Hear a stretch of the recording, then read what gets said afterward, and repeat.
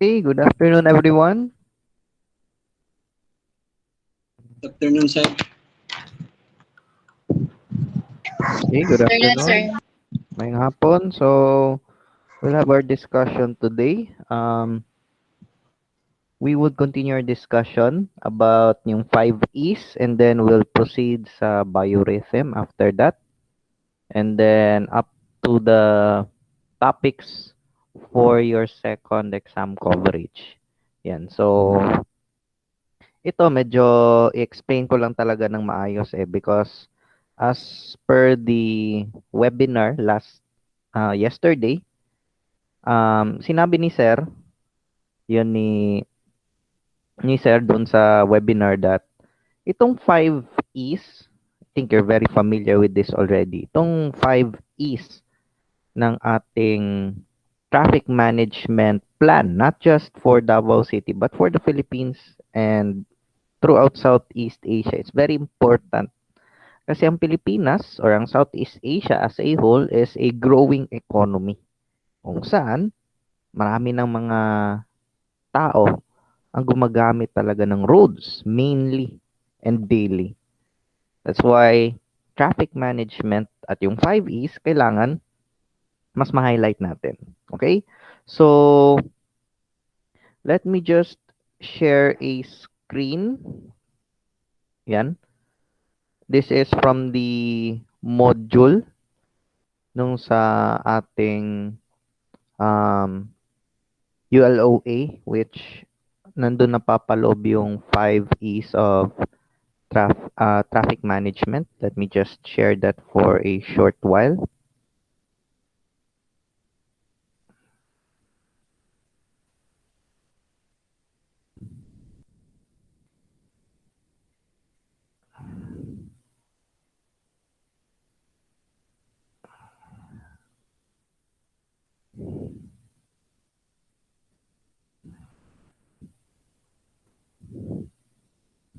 Okay, so can you see this already? Kita nyo na ba? Yes, sir. Yes, sir. Nabay di ka klaro ana kay hanap or gamay ang letters? Na ba? Gamay man, sir, pero ma-zoom man siya, sir. Sige, i-zoom in pa natin konti. Ayan. Okay na yan? Medyo klaro na ba? Okay na, sir. Okay, so first pillar sa traffic management, traffic engineering, okay?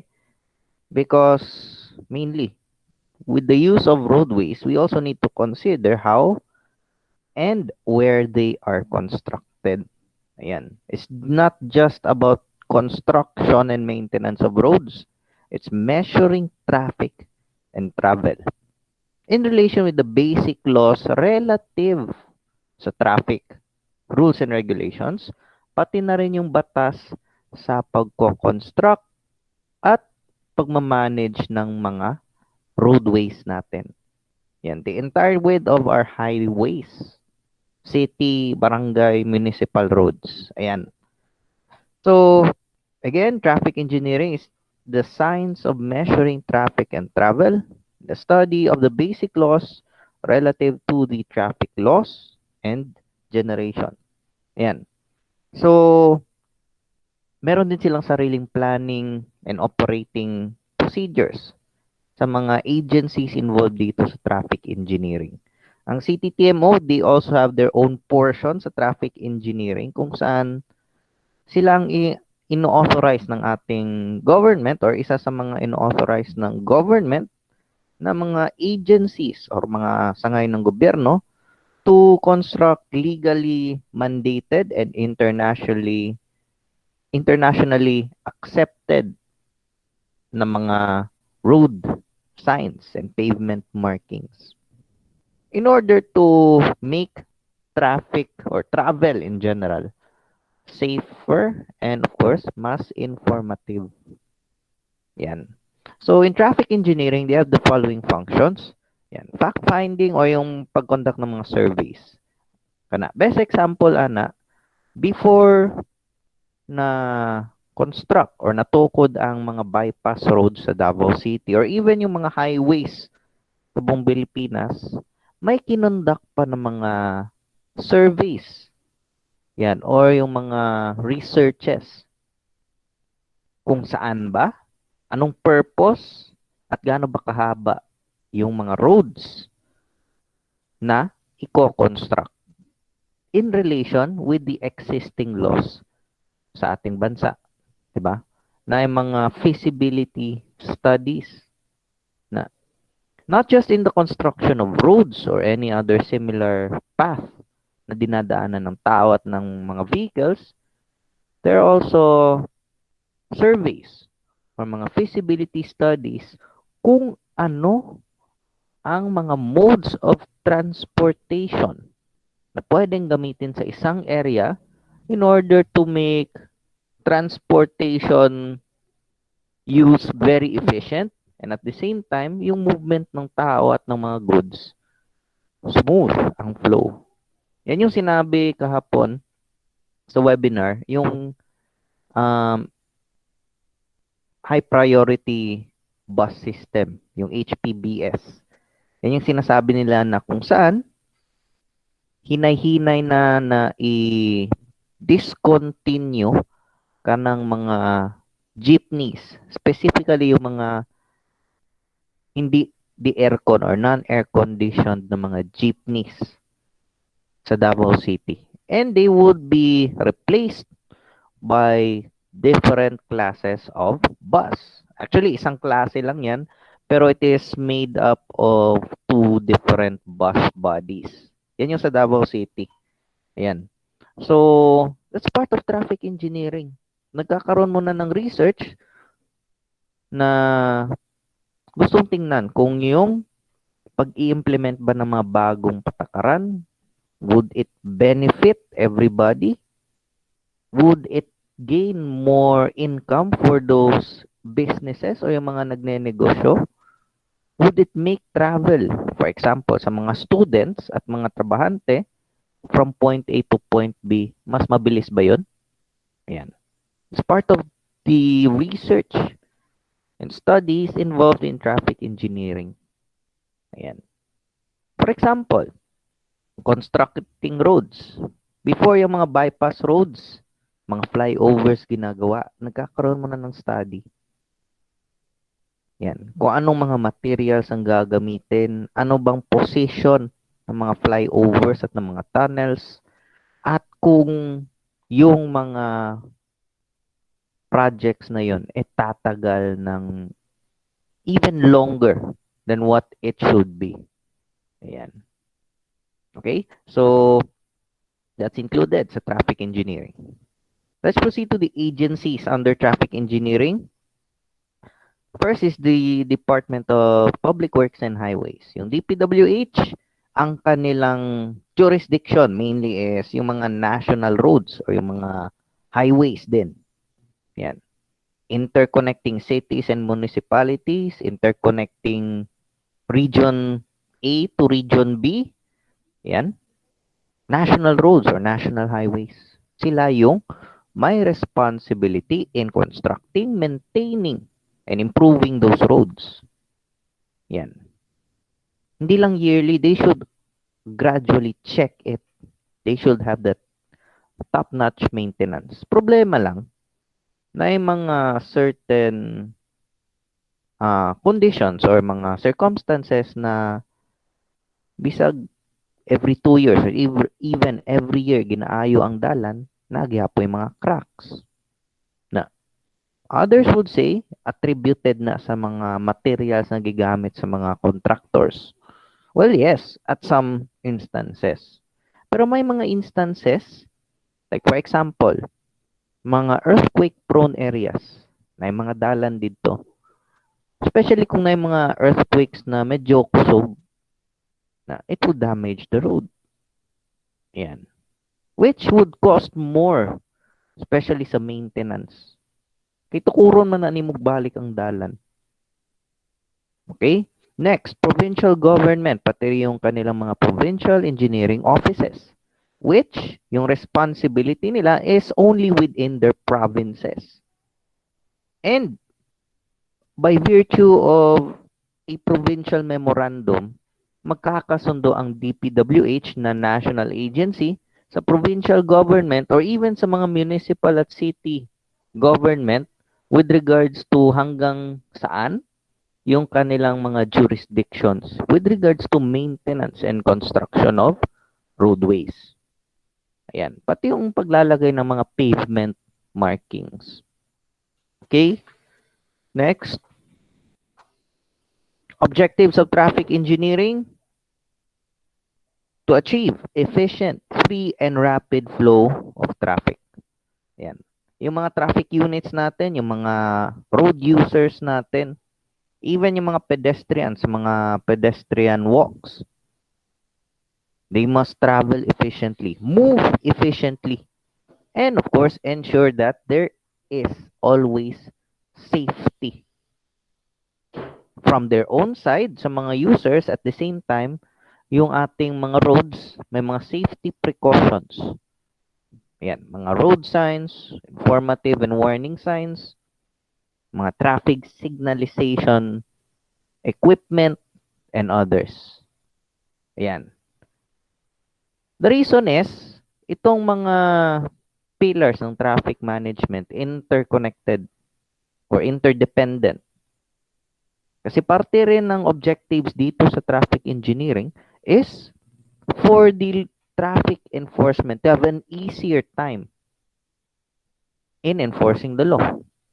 Kana, itong example ni Sir yesterday, what if ang isa ka law enforcer na gigukod na traffic violator? Na, what if the roads are not paved? Dili siya limpyo or naay mga lubak-lubak. How would the enforcement of laws, how would travel be smooth and rapid kung guba-guba ang dalan? Okay? And of course, lastly, to present the close relationship of the different pillars of traffic in the improvement of different traffic problems. Ayan. It's part of the objectives ng traffic engineering. Ayan. Okay? So, next, traffic education refers to any act or process of imparting or acquiring general knowledge on traffic or any matters relating to the use of traffic roadways. Yan po yung definition and main function ng traffic education. Okay? So, sa different levels ng education, the same with other subjects, different din yung responsibilities ng mga different levels of education. Yan. With regards to educating the youth, educating the kids on traffic safety and proper decorum sa dalan. Kana. Elementary, ginaturo ra mo og basic rules. Yan. Discussing traffic accidents, safety patrols, and yung pag-stress out talaga, yung pag-highlight sa traffic safety. Secondary education or high school, it is geared towards school safety organizations. Na kung saan hindi lang sila individual na magkakaroon ng programs, they could create a program for traffic safety sa kanilang mga communities with the help of other high school students. And then, sa collegiate or sa higher education na level, yan. Kasi meron ng mga students na may lisensya, may mga motor at sasakyan. So they offer, actually it's not really part of their curriculum except sa criminology.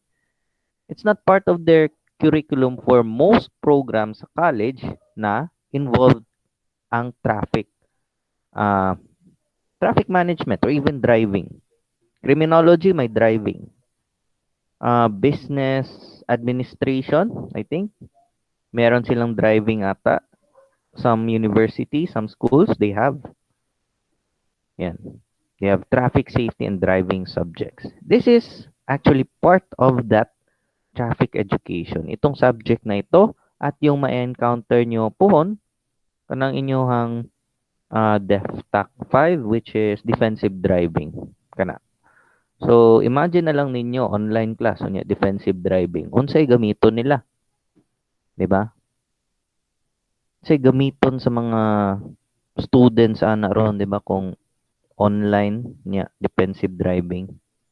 Anyway, so yan yung levels of responsibility with regards to traffic education sa schools. Let's proceed sa public information programs. Ito yung mga ginagawa ng mga different media personalities and media organizations. Yan. Na nag-inform sila sa public kung ano yung situation ng traffic, ano yung mga bagong alternatives, transportation at traffic, the same time informing the public of what is to be disseminated involving traffic programs of the government. Ayan. So, hindi lang yung mga government agencies ang may public information programs niyan, such as the LTO. Yan, yung mga different programs nila to inform the public of what must be done and what should not be done sa dalan. But also like PNP, specifically yung Highway Patrol Group. Yan. They have this social responsibility. Part ng kanilang mandato na magkaroon ng mga traffic safety or rider or driver safety seminars. Ayan. Kasi sa buong kapulisan, yung mga miyembro ng HPG are highly trained drivers. Ayan. Did you know na ang HPG drivers lang ang allowed mag-drive ng sasakyan literally with the use of one hand only. O yung one hand driving. Ayan. Standard kasi sa mga other police units na when they drive police mobiles, they use two hands. Yan. Commonly, kung may manual, ang isang kamay nasa shifter. Okay? So, because of their training and experience, they could also impart their knowledge to the public as well. Yan. Sa PIP or Public Information Programs. And then, citizen support groups. Kinsa ba diri ang members sa mga rider organizations, kanang mga rider club? Naa ba? Naa ba yung mga student diri na mga riders?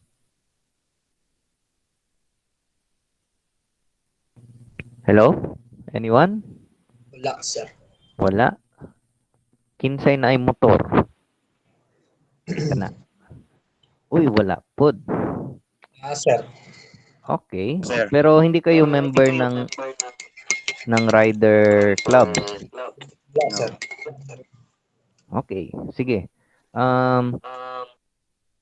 Yung mga rider clubs kasi, aside from traveling, kanang mga rides nila, they're also mandated by their own incorporations na kailangan meron silang mga traffic safety guidelines na sinusunod. And also, they would inform it to the rest of the public. Ayan. Kung anong code of conduct sa dalan. Unsay responsibilidad sa mga riders and sa mga rider groups. Yan. Also, sa mga auto clubs din. Yan, mga car clubs.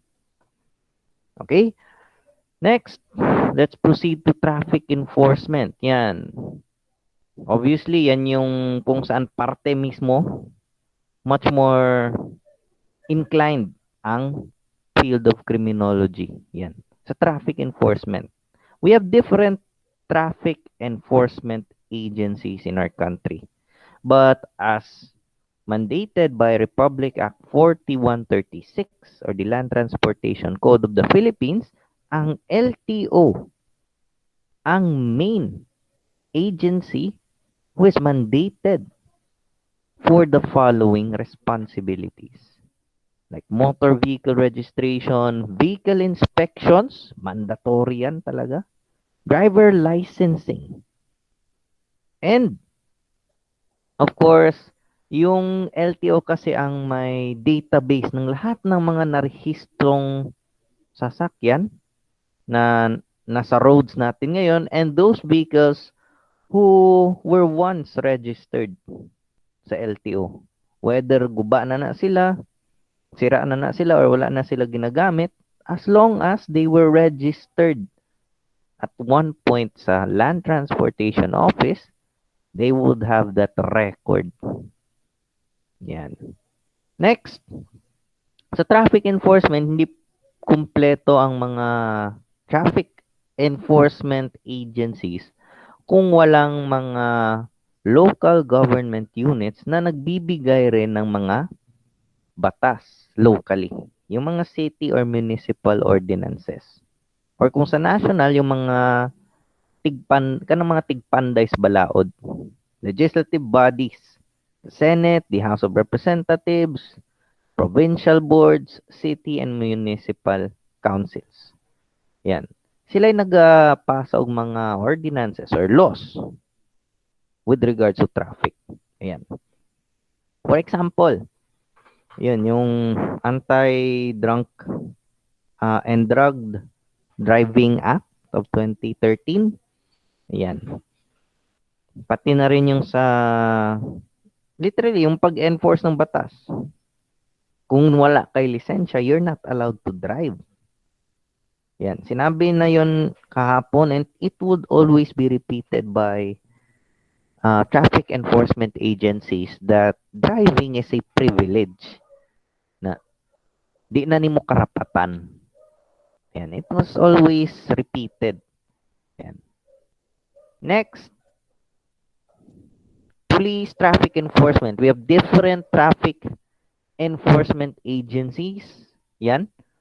Mainly the PNP, Highway Patrol Group, the LTO Law Enforcement Service, and kung sa National Capital Region, ang MMDA.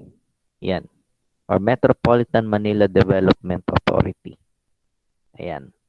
Sa mga other municipalities and cities, may kanya-kanya silang mga traffic management offices or traffic management units under the respective city or municipal mayor.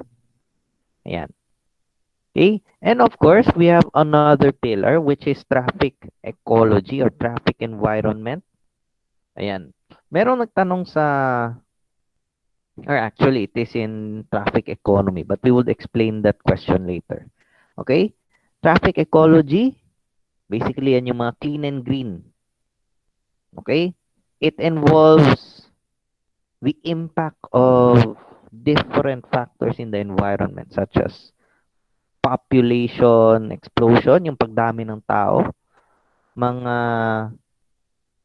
risks or mga hazards sa ating environment such as yun, noise pollution, water and air pollution, pati na rin yung pagsikat ngayon ng mga sasakyan na hindi na gumagamit ng gasolina, which is mainly leaning on electric power. Ayan. I think some of you have researched it in one of the assignments na merong mga kumpanya na car manufacturer sila but they do not produce vehicles that are using gasoline or even diesel. Yan. Kasi ginagamit nila mga electric components lamang. Electric batteries which sa kanilang depensa could create more power than gasoline-powered vehicles. Yan. It's part of traffic ecology and traffic environment. Gusto ng mga kumpanya na yon na yung postmodern thinking of environmental concerns. Yun ang magiging primordial consideration. Ayan. So, other environmental effects, yan, nasabi ko, noise pollution. Yan. Continued exposure to noise level. Pag lumampas yan ng 80 decibels or annual decibels, yan, it could cause hearing. Best example niyan, jet engines ng mga eroplano. Yan. Makabungol jud na. Could destroy your eardrums. But there are other land vehicles na pag continuous ang exposure ng mga tao sa noise nila, it could cause hearing loss. Yan, or damage to their hearing capability. Kaya ginapush sa mga um, electric vehicle manufacturers such as Tesla, such as other companies like Volkswagen na maging fully electric na yung mga sasakyan nila para mabawasan yung air pollution dala ng mga diesel at gasoline engines at mabawasan ng noise pollution na pinagmumulan sa mga engines. Ayan. Next, vibration. That's still part of a pollution. Ayan, air pollution that has been a global concern. Dirt pollution, well, yes, in some countries, pinagbabawal ang paggamit ng mga off-road cars on their highways. Yan. Kanang mga gikan sa off-road na magdala og mga balas or magdala og mga dirt onto highways, pinagbabawal na yan nila.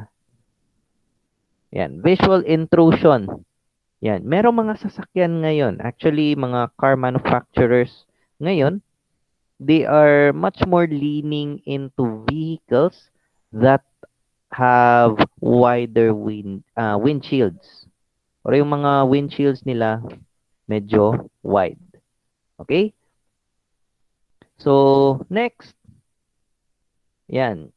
Other environmental considerations which could affect road users and of course, traffic in general. Ayan. So we have different traffic laws or laws which are relatively connected to traffic ecology. Ayan. First, we had PD 1181. Yan. Yan yung old Air Pollution or Clean Air Act. Yan yung sa panahon ni Marcos. Yan. But it was repealed. Yan. Nung panahon ni Joseph Estrada, it was RA 8749. Yan. Clean Air Act of 1998. Na kung saan lahat ng mga sasakyan na binibenta sa Pilipinas at nasa Pilipinas must be compliant with the smoke pollution emission na level na ina-accept ng DENR. That's why sa mga vehicles, upon motor vehicle registration, pati renewal, na adyo'y emission test to check if those vehicles are still compliant to the standards ng DENR, which is a global standard. Ayan. And of course, yung LOI number 551 ng LTO, which directs law enforcement agencies to implement the pollution control program. Yung LTO, chine-check nila aside from overspeeding is if yung sasakyan mo bumubuga ng gray or maitim na usok or what they call smoke belching. Ayan. So, inaatasan nila ang mga law enforcement agencies na mag-enforce ng batas. Ayan. To plug down those vehicles which are emitting or belching dangerous gases or dangerous smoke. Ayan. Next, we have traffic economy. One of two very recent pillars na kung saan dito sa traffic economy, it deals with the benefits and adverse effects ng traffic sa ating ekonomiya. Kana. For example, sa Metro Manila, yan, average nila na lugi in total, that's 2.6 billion. Nung wala pang pandemic, di ba? Masyadong matraffic ang Metro Manila. And to sum it up, 2.6 billion ang lugi ng mga iba't ibang kumpanya dahil sa traffic congestion sa kanilang lugar. Which would affect the economy, di ba? Maliit lang tayong bansa, 2.6 billion daily loss is already affecting our economy. Yan. Maraming kumpanya ang malulugi niyan. Due to delays, due to traffic congestion, due to different circumstances during travel. Kana. Okay? Next, parte ng traffic safety education, yung tinatawag na programa nila na road safety campaigns. Yan. When we say road safety, it refers to the reduction of the risks of accident or injury on the roads, which is achieved through different approaches and adherence to international standards. Ayan. So, ayan, meron tayong different factors contributing to road accidents. I've explained that in the past. Ayan.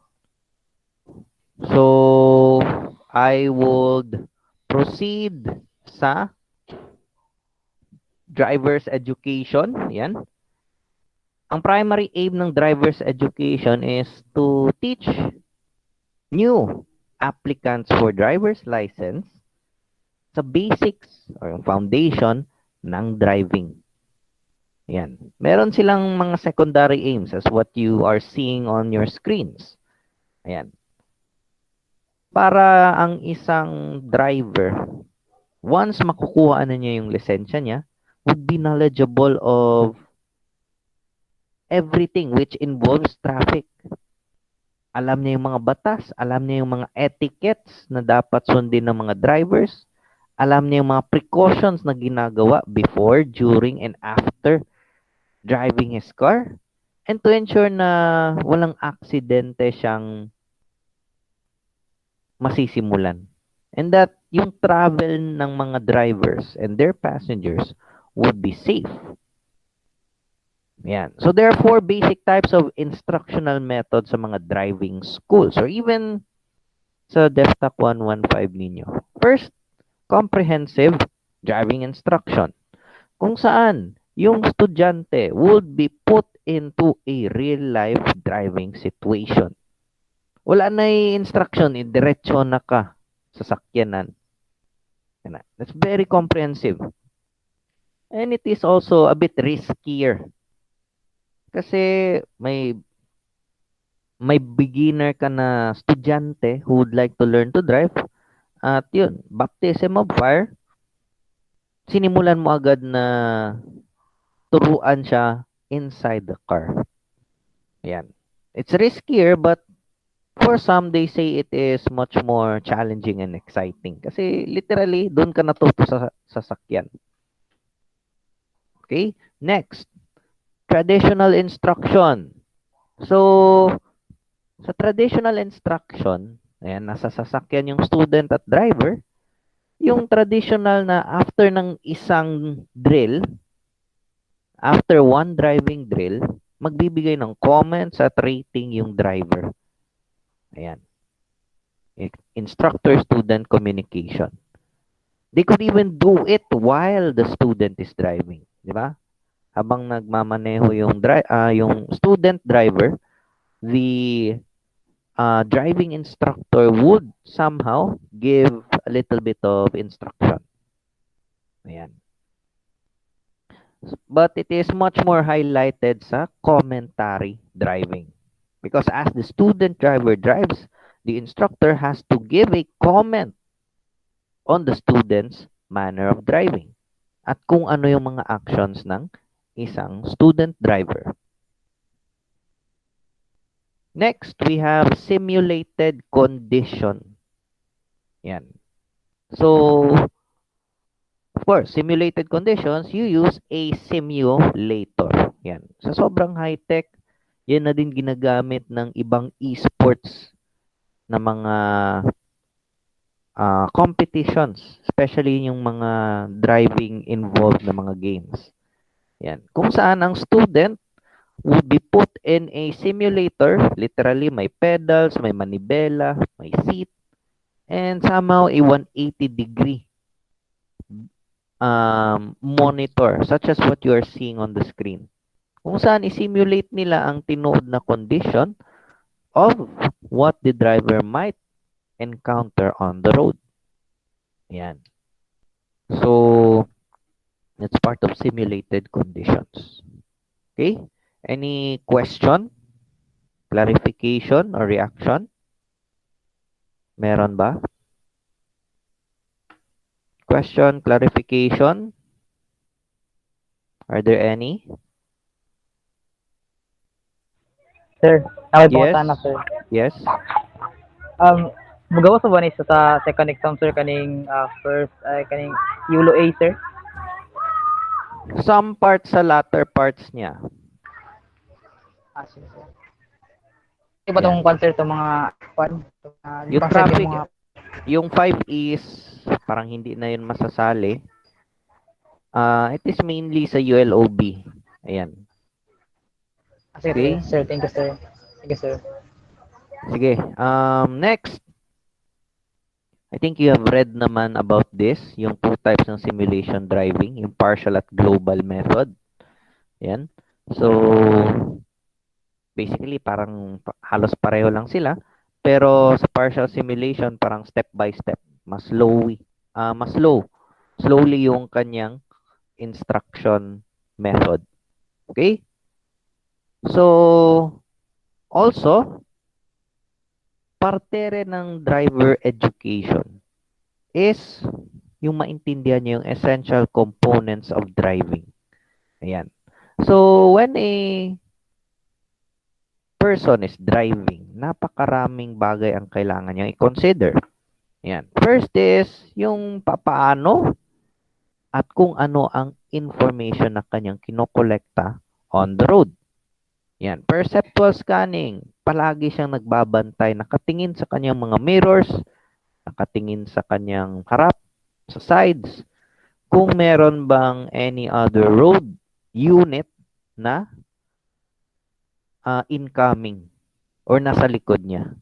And of course, to identify also the different traffic signals and different traffic or pavement markings na nasa daan. Yan, kino-consider yan ng isang driver. Also, the processing of information. What if may kasalubong siyang malaking sasakyan? Na, how would the driver go into safety and avoid that accident? So, in a matter of milliseconds, ayan, kailangan na ma-anticipate ng driver, magkaroon na siya ng decision kung saan siya pupunta.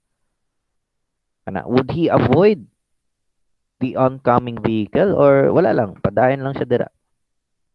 And of course, yung mga action, motor skills, yung ang term ana is kanang balance and yung body reactions nato when driving, especially when the student driver uses a manual vehicle or a manual car. Aside from using the pedals, ang accelerator, ang clutch, ug ang brake, kinahanglan pud niya na matiman-an pud kano sa mag-change o gear or mag-shift sa gear. And at the same time pud kinahanglan pud niya na ma-maintain ang rhythm sa manibela. As part of the essential component while driving. Okay? Next, biorhythm. Ayan.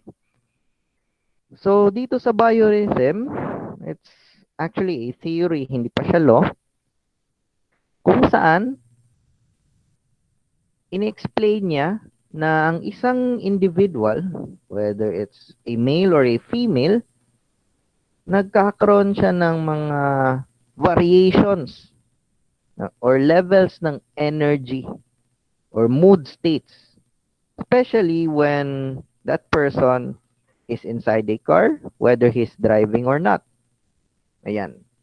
So, parts of biorhythm ng isang individual na pwedeng mag-apekto sa kanyang mood. Ayan. Or mood or yung kanyang awareness, especially when driving. First, diurnal exchange of light and darkness. Na yung mga baguhan na drivers, kanang mga teens who have licenses or are even studying how to drive na nagkakaroon sila ng problema with regards to seeing during night time. Maglisod sila drive kada gabi. Kana. Siguro tanaw nila murag pang buntag lang jud, pang adlaw lang ang ilahang capability. Because at night they would see less. Yan. Next, 4 seasons. Especially sa mga bansa na may 4 na seasons, there would be different moods depending on the season. Yan. Especially pag winter na medyo kahit cool yung kanilang pakiramdam, but the intense weather or the intense coldness might affect their perception and their emotion. Yan. And of course, in other instances and other researches, the waxing and waning of the moon. Kana. Anong murag changes sa moon? Okay. So, one critical part of biorhythm is itong mga cycles. Yan. Mood cycles ng males and females. Yan. For males, it is the 23-day cycle or the cycle of strength, endurance, and courage. Yan. Kung saan, within that 23-day cycle, may intense changes sa strength capability ng lalaki at yung capability niya na mag-endure. Sabihin natin, gusto na niya matulog, pero dahil nagda-drive siya, kailangan niyang mag-stay awake. Yan. So, endurance. Sa females naman, this is attributed sa inyong menstruational cycle. Kana. So, it is the 28-day cycle. Yan. Actually, murag isa ka month na cycle na. Cycle of sensitivity, love, and intuition. Within 28 days, there would be immense changes sa mood at yung status ng katawan ng isang babae, which is attributed sa menstrual cycle ng females. Na, for example, naibisitang babae. Na, obviously, she would feel pain and commonly, masuko na siya. Tingala na lang lalaki na wala man sila gibuhat pero nasuko ang babae. Na, so, for males who cannot understand it, now you have understood na parte yan siya ng menstrual cycle. 28-day cycle yan. Pwede pa gaya na ito nga into 14-day cycle, dalawang 14-day cycle. So, that's part of biorhythm. It would affect female drivers. Yan. For example, nagkaroon ng bisita ang isa ka babae while driving. Kana. So, unsay may tabuan na for females, di ba? It's intense pain or uncomfortable pain. So, may change sa kanilang body. At the same time, mag-attribute po na sa change sa ilang emotion. Kung asa, nagdali sila, gusto nila makakita og lugar na maparkingan or kanang duol sa mga restroom. So, magdali na sila drive. Na, paspaso nila drive. To the point that yung driving nila becomes reckless. Mas madali ang tsansa nilang makakuha ng accident when they have that immense or sudden change ng mood. Yan. Parte ng 28-day cycle ng females. Sa lalaki, madali tayong manghina. At madali rin tayong lumalakas. Part yan ng 23-day cycle.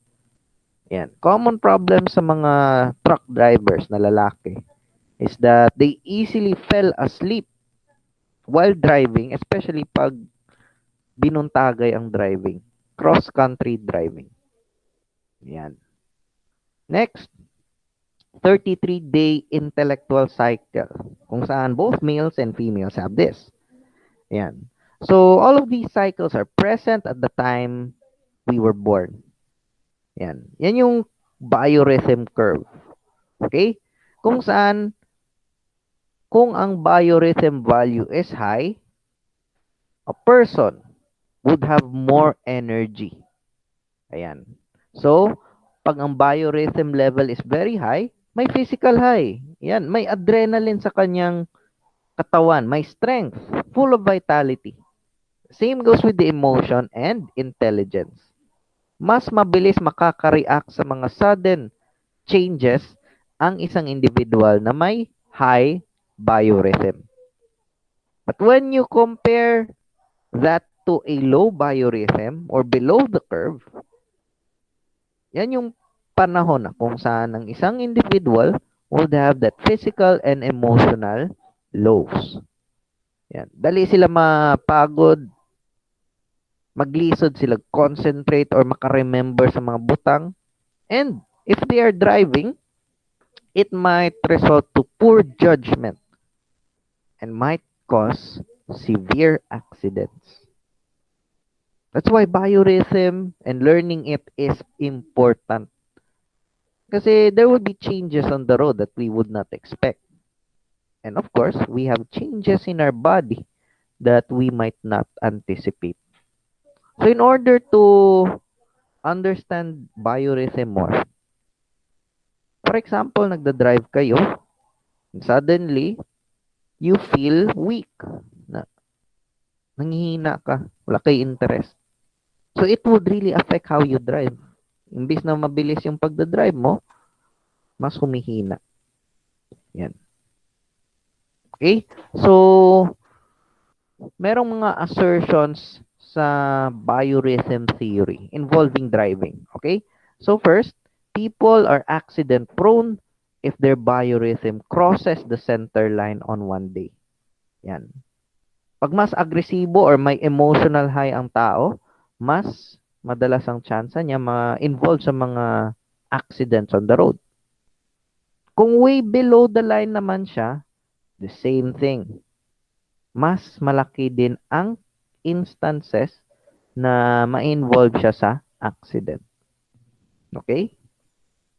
So, to put it simply, kailangan na when a person is driving or when the person is using the road, kailangan yung biorhythm niya nasa median or center line level. Kung saan hindi siya so much emotional, so much high, at the same time, hindi din siya masyadong low. Yan. In order to maintain that situational awareness every time they use the road. Okay? And lastly for today, itong safety campaign or road propaganda. Yan ang ginagamit ng mga agencies at ng mga organizations to educate the public on what is the or what are the recommended behavior na tinatanggap while using the road. Ayan. Paano natin maiwasan ang pagiging kamote rider? Paano natin maiwasan ang pagiging tanga na driver? So, there are different organizations doing this aside from the government at ginagawa nila yan at all media levels, all modes of mass media. Print, TV, broadcast, and social media, ginagamit nila. In order to inform us that even if we are driving or not, we must be knowledgeable of our surroundings, especially when using roadway, when using the road. Okay? So, may mga campaign strategies, may mga appeals na ginagamit para ma-persuade ang tao na, oh, ganito dapat sundin nyo ha. Huwag maging agresibo. Kaya pag abot sa unahan, bangga ang abuton. Na, o pwede po itong ibuhat sa city government sa Davao, kung wa kay helmet, wa kay lingap. In order to persuade people to use safety precaution, to use the helmet. Okay? So, that's all for me this afternoon. Are there any questions? Further questions, reactions, suggestions? Meron ba? Sir, regarding sa mga final project, sir, wala pa may grupo, sir, no? Magani, wala pa na ako na set. Sige lang, I would set it after my next class. Okay, sir. So, yun, I still need to get the official list ng enrollees again. Okay, sir. Sige. Any other question? Question, mga students? Wala na, Jud? Sir, ay, matanong ko, sir. Yes? Asa dapat mo pasabag ka ng reflection, sir, about sa traffic, about sa seminar hapon, sir. Na naman ata sa baba. Wala ko pansin, sir. Sorry, sir. Naa sa Check ka na ako. Check na ako, sir. Sige, sir. ULOB. Sige, sir. Check na lang ako, sir. Okay, sige. Yun, 5:30 na. Yung mga questions niyo na iba, can you just divert it sa forum, sa ULOB? And then, yung groupings nyo, I will just put it sa GC para makit-an jud sa tanan. And itong recording na ito will just be posted. Okay? And then our next session would be on Saturday. Yan. Kay na ay holiday ugma at the same time next week Friday sa April 16 hindi tayo makaka-exam or even a discussion kasi meron kaming naka-reserve na parang it's a seminar. So I could not really attend to any matter sa UM. So ayun, magkakaroon tayo ng extra session sa Sabado. Okay? We'll discuss ULOB completely on that time. Okay? So I guess there are no more questions. Thank you for joining. Thank you for listening. And hope na take note pud mo somehow because there will be activities na I think one more activity na ipopost ko na naman within the weekend. Okay? So, yeah, that's all for this afternoon. Thank you once again. And that's for this session. Thank you and good afternoon. Stay safe and God bless. Thank you, sir. Yes, sir.